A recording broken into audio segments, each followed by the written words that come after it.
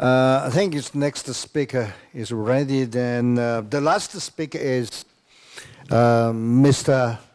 Maciej Kranz, a Vice President and the Corporate Technology Group, Cisco Systems. He will talk about Internet of Everything, turning vision into reality. Mr. Kranz leads the group focused on identifying and capitalizing hyper-growth business unit focused on Internet of Things.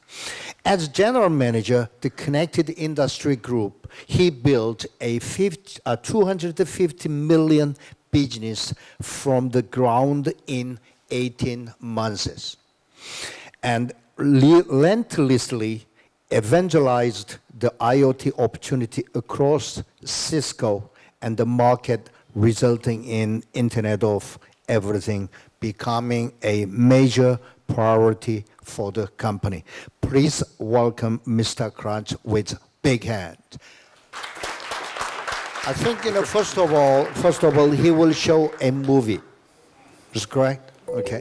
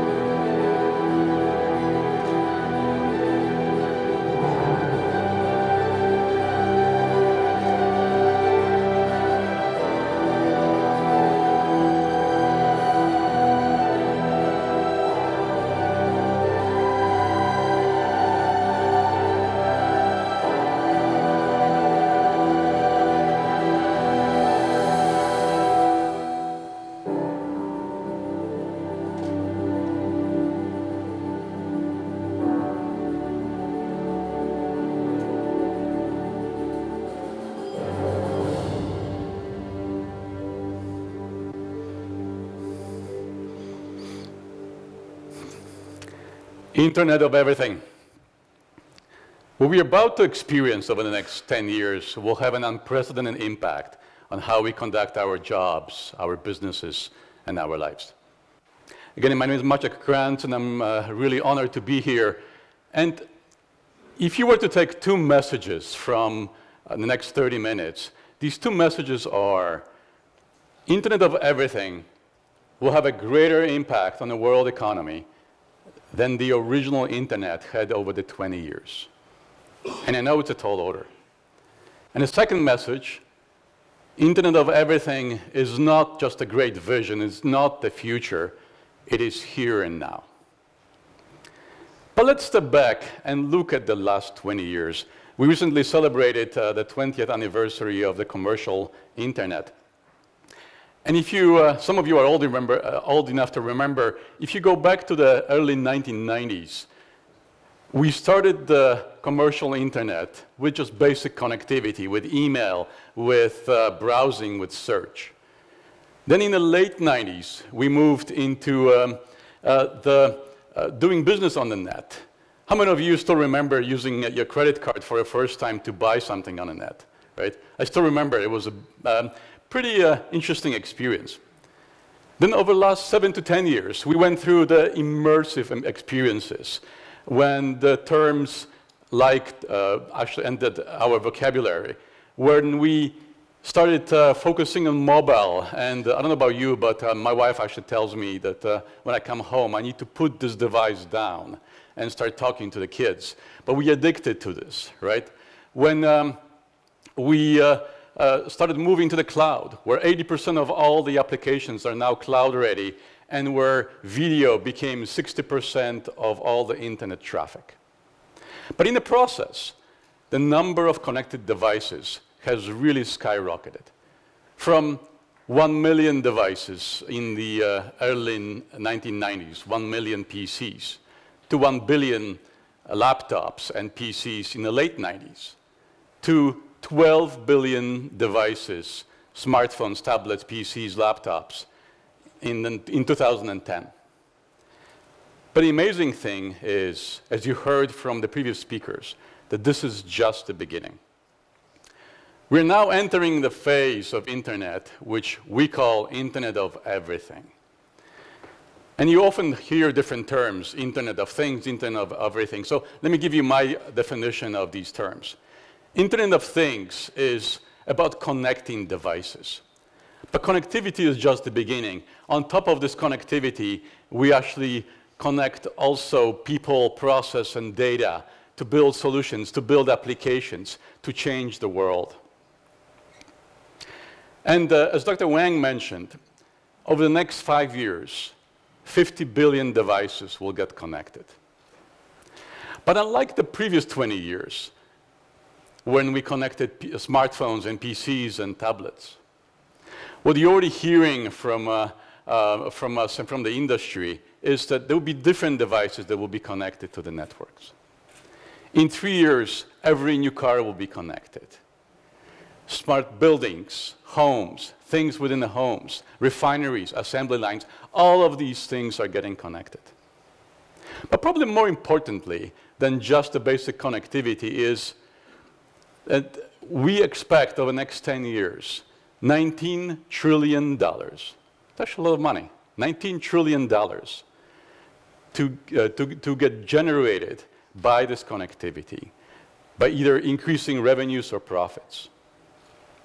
And actually, I believe Korea and Korean companies have a huge role to play here. And I would encourage you, if you haven't looked at these details, go to Cisco website, download the white paper. We actually go through all the major industries, from manufacturing, finance, healthcare, education, transportation, to the countries where we expect the biggest impact to be. But you know, when you think about Internet of Everything, so you hear about these numbers, big numbers, but what is actually different? So if I were to summarize what's different about Internet of Everything, from the business perspective, there are really three things, three key trends. The first one is the line of business buying center. So we as an industry, over the last 20 or 30 years, we focus on IT. And within IT, there were groups focusing on networking, on data center, on applications, and so forth. But if you remember in the 1990s, CIOs used to report to chief executive officers. Now, very few of these CIOs do report to CEOs anymore. They report to the line of business, or they report to the operational folks. And the line of business, so these are the people that run the assembly lines. These are the people that run the oil fields. These are the people that run the logistics systems, are becoming the new buying centers. Why is it important for us? Because these folks could care less about my switch or your chip. They care about solution. They care about how you can solve their business problem, which is a big change for us as an industry. You've heard from Dr. Zhang and Dr. Wang talking about how we all need to work together, because none of the companies can do it alone. None of the companies can develop one solution. The second one of the big trends is the IT and OT convergence. How many of you have heard of the operational technology term? All right. So this is a term that Gartner invented, and it talks about these groups that run the assembly lines, the oil fields, the logistics systems, the manufacturing facilities. You know, when you think about, again, the IT world and the OT world, they used to be completely separate. And we often talk about and we think about the IT organizations and how we present our value propositions to them. But there's another organization that we often haven't actually interacted with. It's called the Operational Technology Group. They also have a networking team. They also have a data team. They also have a security team. But these teams rarely talk to each other. But because of the major use cases, very compelling use cases that are emerging, and I'll talk about in a moment, that require the data to flow from the assembly line to the enterprise, to the cloud. These worlds are starting to merge. And these worlds actually starting to merge not only from a technology perspective, but also from the architecture perspective and the organizational perspective. I can give you an example. There are these teams in one of the car manufacturers. And again, one team focused on IT, one team focused on OT. They never talk to each other. They never actually interacted. They actually felt threatened by each other. But this car manufacturer realized that this convergence needs to happen. So they actually swapped the heads of these groups, and now the collaboration started to happen. And the last but not least, it's moved to the open standards. So when you think about these OT environments, these line of business environments, they tended to rely on old, proprietary, or very specialized technologies.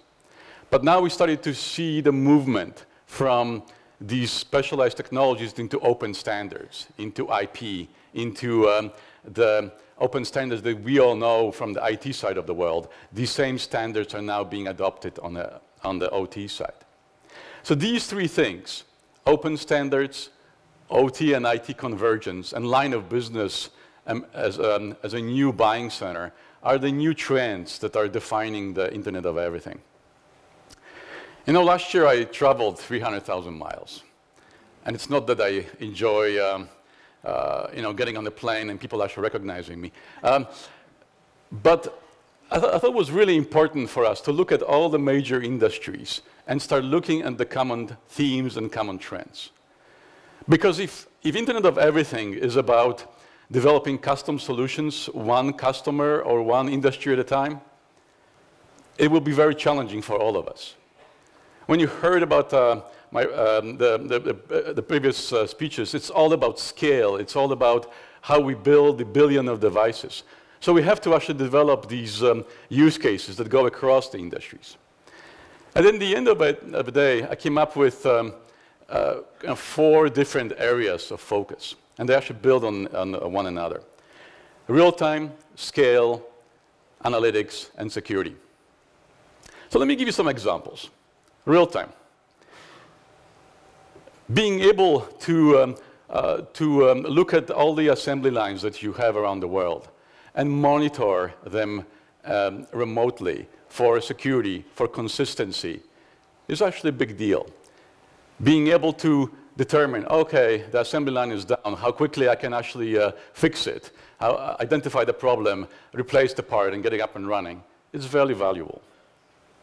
To give you an example, we work with one of our partners, Rockwell, on developing an open, modular solution for these assembly lines and remote monitoring and management.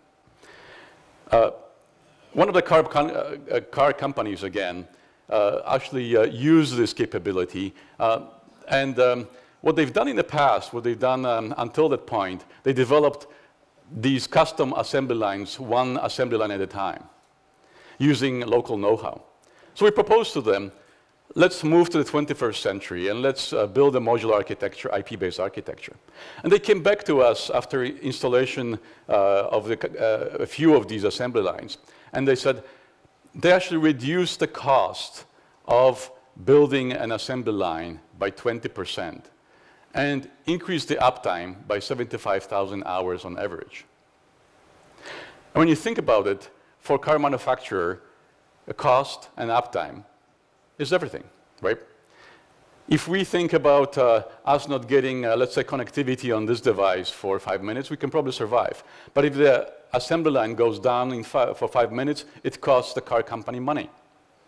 So as a result, multi-million-dollar deal got generated because the line of business executives can actually generate new budget. So that's real time. The second one is scale.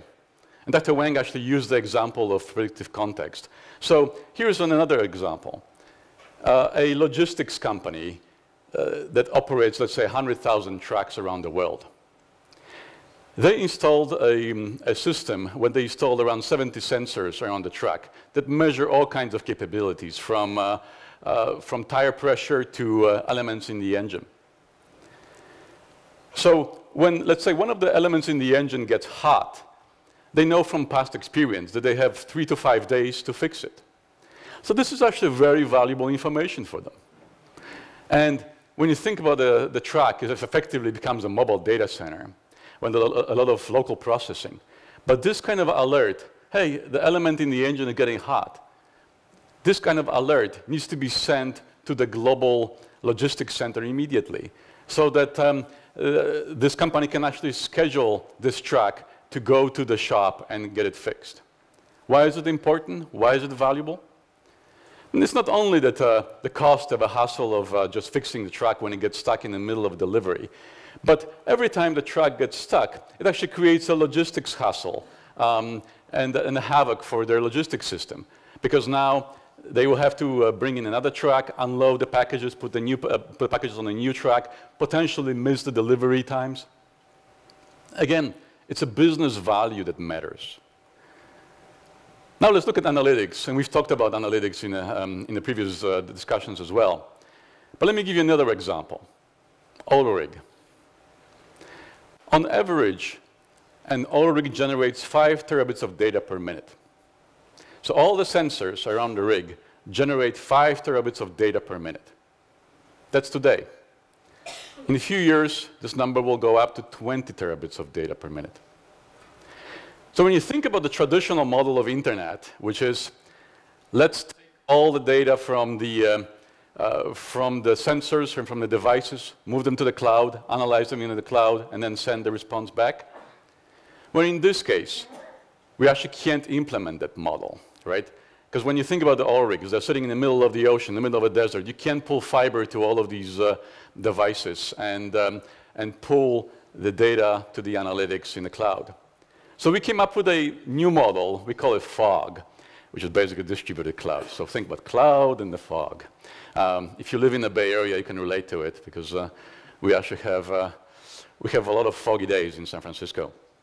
But the concept here is, let's move the analytics to the data. Let's process the data as close to the source. But in this case, let's say you're running a SAP HANA in the cloud. You can send the policy to all the oil rigs that states, please index all the data coming from the sensors and store it locally for future data mining. But if you get the temperature reading, let's say from the drill, that exceeds 200 degrees centigrade, well, send this information to me immediately, because it spells trouble.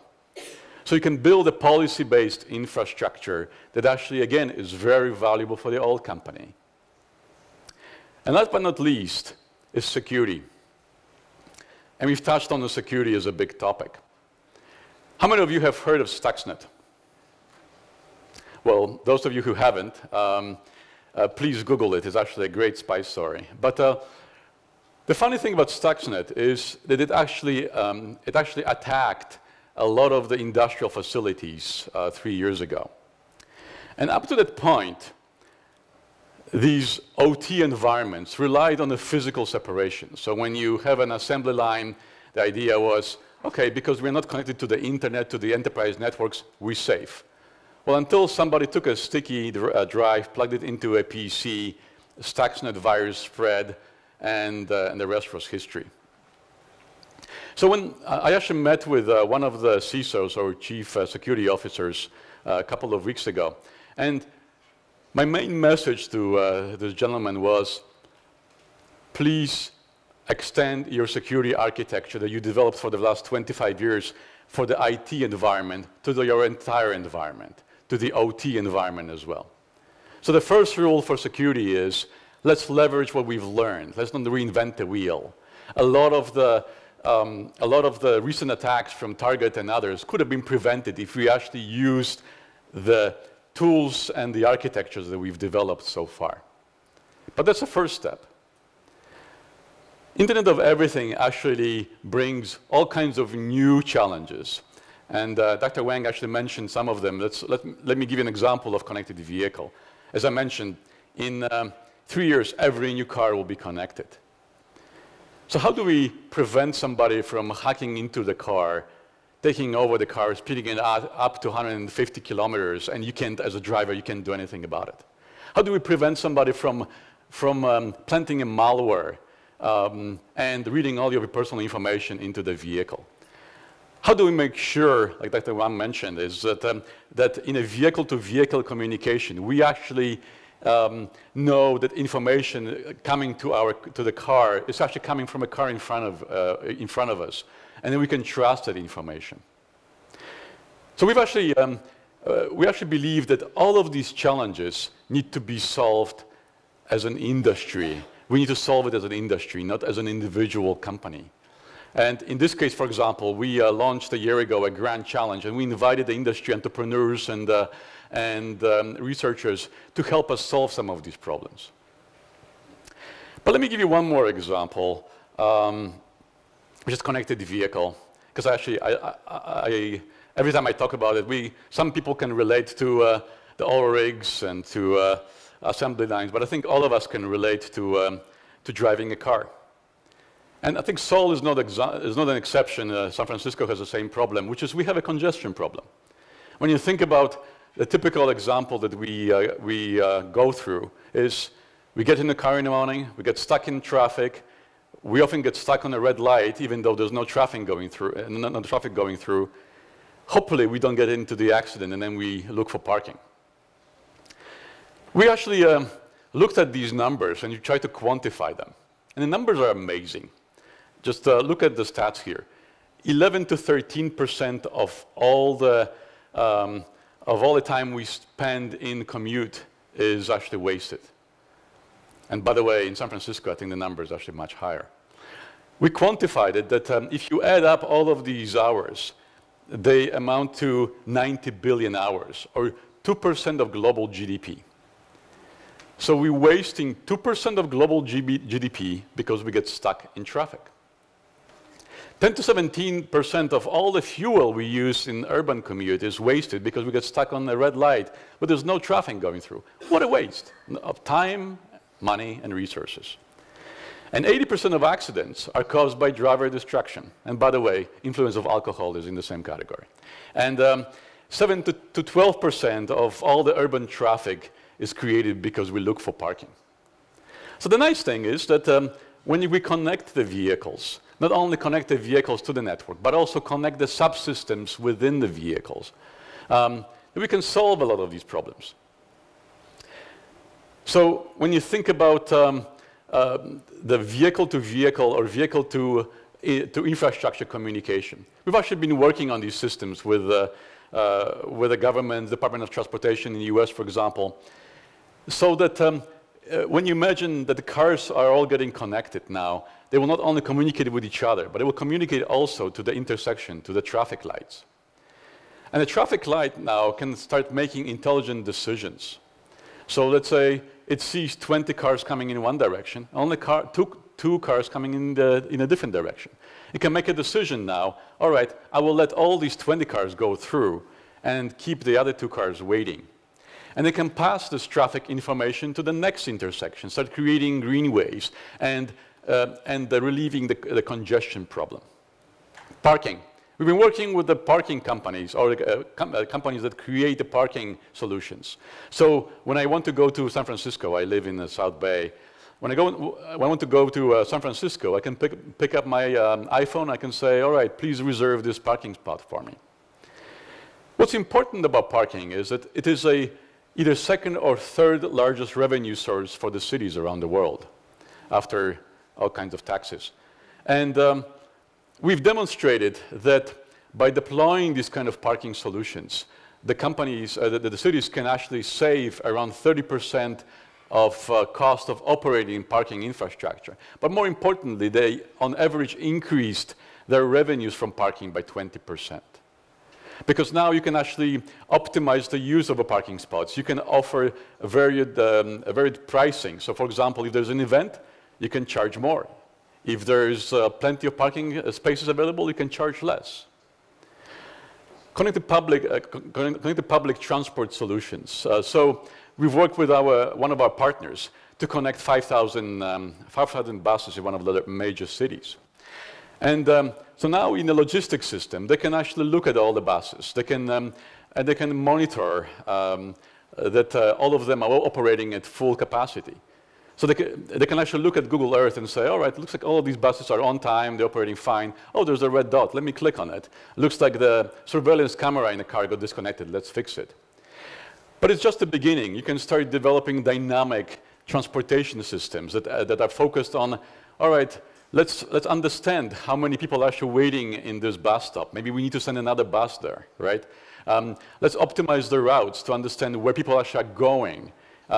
So have a dynamic bus system. And driver monitoring. We talked a lot about autonomous driving, and I do believe over the next 5 years, autonomous driving will become a reality. But it's also an interesting concept of how do we actually leverage the power of all these subsystems within the car to working with each other, working together, to help us become better drivers. So now my wife and I, we have 4 kids, so we have a lot of conversations about the kids. So, you know, when we drive, I often would talk to her. So then there are new systems that are being designed to actually start monitoring and start alerting me if there are some hazards that I need to pay attention to. So let's assume I'm talking to my wife, we're talking about the kids, and there's an object that is coming closer to my car. Well, the car will start alerting me, Maciek, stop talking to your wife, pay attention. But if I actually don't do that, if I don't take an action, the car will. And it would actually hit on the brakes and stop. So these are just a few examples of what's coming. And if you think about overall connected city, and Dr. Wang has mentioned it already, transportation is just one example. In Finland, in Oulu, they actually deployed a garbage collection system. And they saved 40% on cost of operating the system. Because they put sensors into every garbage can. And now they can actually start coming in, picking up the garbage, not on the fixed schedule once a week, but only when the can is full. So that you're actually saving the cost of operating the system. Probably the best example is Barcelona. We actually deployed around 30 of these smart city systems around the world, but Barcelona is probably the best one. When you think about Barcelona, over the last couple of years, they believe they actually generated around 3.7 billion of additional value at stake, or additional benefits to the city by deploying the smart city infrastructure. They saw the impact of around $70 million of smart lighting, not only just replacing the regular bulbs with LED. That's basically what most of the cities are doing these days, from New York to LA. And by the way, they saw huge benefits of it. The ROI of LED replacement is around 3.5 years, and the cost, maintenance cost, is reduced by 67%. But now that you have LEDs, you can actually start deploying more sophisticated system. You can deploy sensors on the poles that can sense, all right, if there's nobody actually on the street, there's no car in the middle of the night, let's not light it. Let's only light the section of the street where the car actually is. We deployed some of these systems, let's say in Nice. But going back to Barcelona, they saved around $60 million of parking costs. They generated additional 50,000 jobs and attracted around 1,500 companies, either new companies or companies that moved to Barcelona because of this infrastructure. So that's the economic impact. Now, so what do we do at Cisco? Our strategy is fairly simple. It's focused on developing vertical solutions based on horizontal platforms. As we talked about, Internet of Everything is about solutions. It's about line of business. But at the same time, as we also talked about, it's important that we don't develop those in a custom manner, so we need to have a platform capabilities. So how do we accomplish that? 3 things. One is aligning the industry, like this event today. It's so important that we work together as an industry to develop the common architectures, standards, priorities. You know, I still remember in mid-90s the big war between Netscape and Internet Explorer. We're really trying to prevent it this time. So let's not balkanize the industry. Let's work together. One of the forums that we're using to accomplish it is an IoT World Forum. We held 2 of those, one in Barcelona and one in Chicago, and there's a new one in Dubai. And I would strongly encourage you and invite you to join us.